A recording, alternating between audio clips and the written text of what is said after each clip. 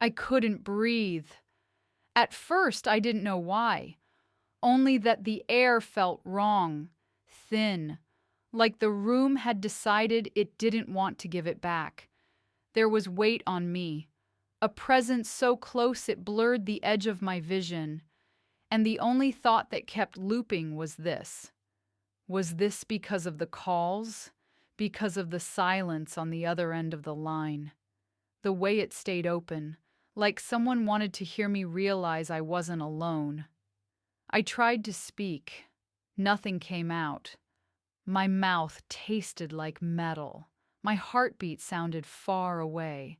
And right before everything went soft around the edges, I understood something I wish I had understood sooner. This didn't start tonight. It started weeks ago, when someone first decided my life should have been theirs. Weeks earlier, I was happy, newly married, still in that gentle, quiet phase where the world feels safe because someone else is in it with you. I used to come home smiling. Then one afternoon, I opened the door and stopped. Nothing was obviously wrong. That's what scared me. The air felt disturbed, like I'd stepped into a room where someone had been standing and only just stepped away. It started with small things. My jewelry wasn't missing, it was rearranged. My necklaces were laid out straighter than I ever left them. My wedding necklace was out of its box, placed near the mirror, as if someone had held it up and checked how it looked. I told myself it was me, that I'd been distracted, that newlywed life makes you forgetful. But it happened again. A drawer not fully closed, a pillow turned the wrong way, the bedroom door slightly open when I was sure I'd shut it. I started rewalking my day in my head, trying to prove I hadn't imagined it. That's the first thing fear does. It makes you argue with yourself. Then it followed me outside. My car seat was pushed back. The mirror tilted. Once the radio was on when I got in, a faint hiss of static like someone had left it mid-thought. I sat in the driver's seat with my hand on the handle telling myself not to overreact, but my body didn't believe my words. The phone calls started soon after, always after midnight. I'd answer, whispering hello, and no one would speak. No breath, no voice, just the lines staying open, listening, like they wanted me to hear my own fear start to form. I stopped answering. They didn't stop calling. I began checking locks twice, closets before bed, lights left on. I didn't tell my husband everything, because I didn't want to sound paranoid, but I started feeling watched. Not from outside. From inside my own home. Like the house had learned someone else's footsteps. I used to fall asleep smiling. That's how I know something changed, because the smiles stopped before the fear began. At first, it was just the feeling, the kind you get when you step into a room and know you've interrupted something. The air colder than it should be. The quiet wrong. I'd stand perfectly still, keys digging into my palm, listening. Nothing ever moved. That scared me more than if it had. The day it happened felt normal. That's the cruelest part. I came home thinking about dinner, thinking about nothing, thinking I was safe because safety had become routine. The second I stepped inside, I felt it. That pressure in the chest, that instinct to turn around. I didn't. Something moved behind me, fast. The world snapped sideways. I remember the floor, the cold, a sound like my own breath being stolen. Then darkness. When I came back, the room was wrong, closer, hotter, filled with someone else's intent. a shape above me, a presence so near I couldn't separate it from the air.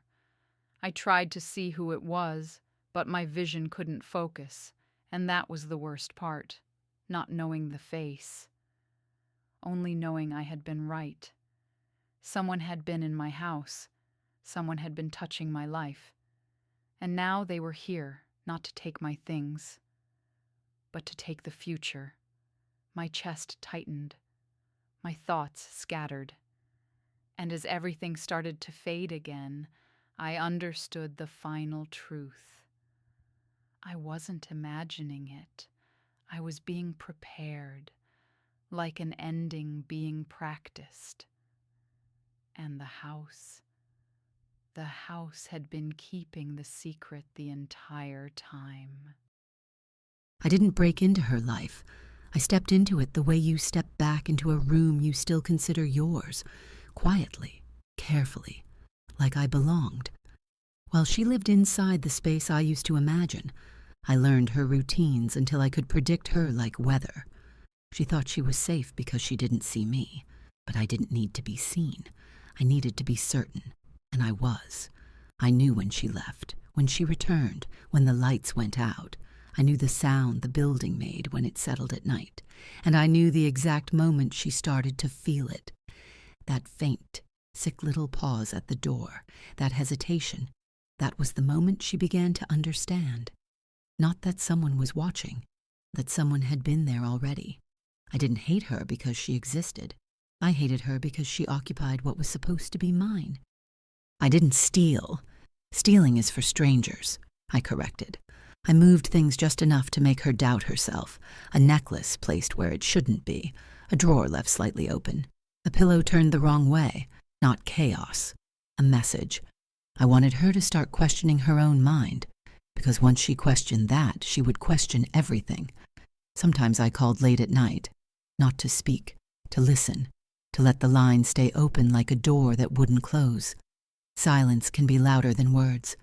Silence makes people fill it with their worst thoughts. That's what I gave her, her own fear, echoing back at her. And every time she started to feel safe again, I reminded her. A subtle shift, a small change, a sign that her home was not truly hers. I knew their schedule. I knew his. I knew the places he liked, the turns he took without thinking. I didn't need luck. I had time, and time is what obsession feeds on. It didn't feel like rage. It felt like clarity, like a decision that had been made long ago, and I was only finally carrying it out. I didn't rush. I didn't panic. I waited for the moment the door closed behind her, for that quiet second where a person believes they're alone. Then everything became simple. Afterward, I did what I always did. I became normal again. That's the part people never want to admit is possible. I went back to routine, back to being invisible. Distance looks innocent.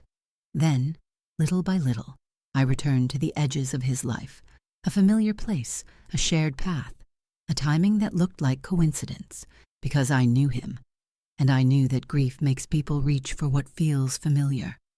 I told myself I hadn't taken anything. I told myself I had restored the natural order, and for a long time, the world let me believe it. Decades later, I had almost forgotten all about that day, but now the memories were rushing back. How did I get here? My hands were restrained, not painfully, not roughly, just enough weight pulling them down that I couldn't forget they weren't free.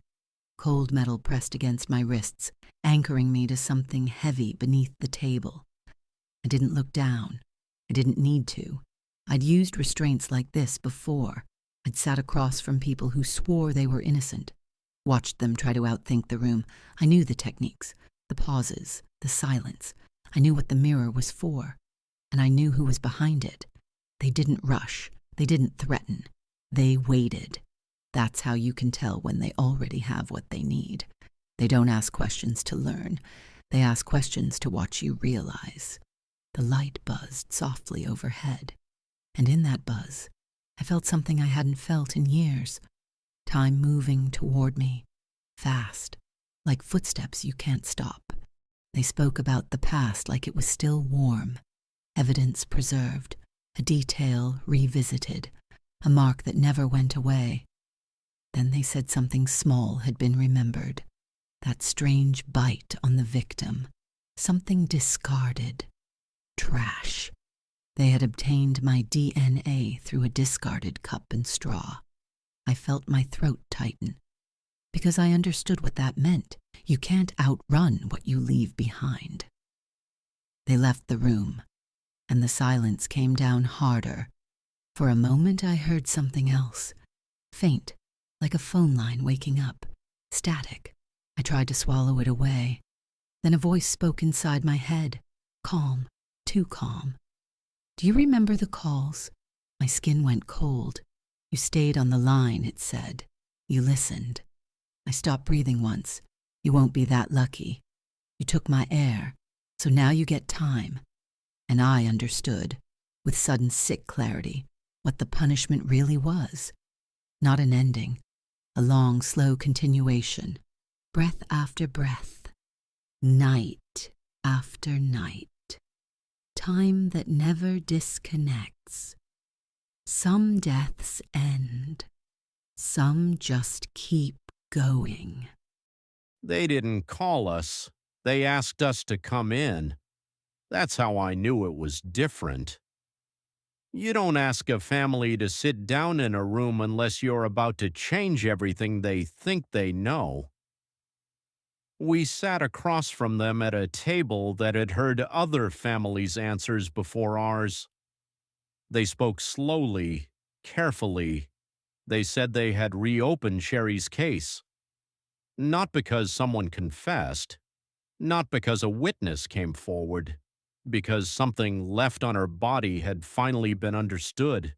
A mark. They didn't rush that word. They told us it was a bite, taken in anger, in possession, in hatred. They told us it wasn't random, it was jealousy. Jealousy that Sherry had married the man this woman believed was still hers. They said the bite wasn't panic, it was deliberate, a way to mark, a way to punish, a way to say, you took what belonged to me. I felt my hands curl into fists under the table. Then they told us who she was, a detective, a police officer, a woman trained to investigate crimes, to protect people, to stand beside families like ours and promise the truth. She had been his former girlfriend. She had known his life, his schedule, their home. She hadn't stumbled into the crime. She had lived inside it. They told us she'd walked free for years, built a career, earned trust. While my daughter was gone, while we were told it was a burglary, while we were told there were no answers, they said the evidence had waited, preserved, silent, until science finally gave it a voice. When they said she was convicted, I didn't feel relief. Relief is too small. What I felt was rage that had nowhere to go, because no sentence gives a father his daughter back. But something else settled in too, a cold certainty. Sherry hadn't imagined it.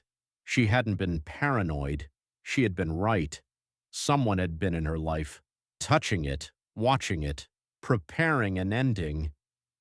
And the person who took her breath didn't get to erase that truth forever.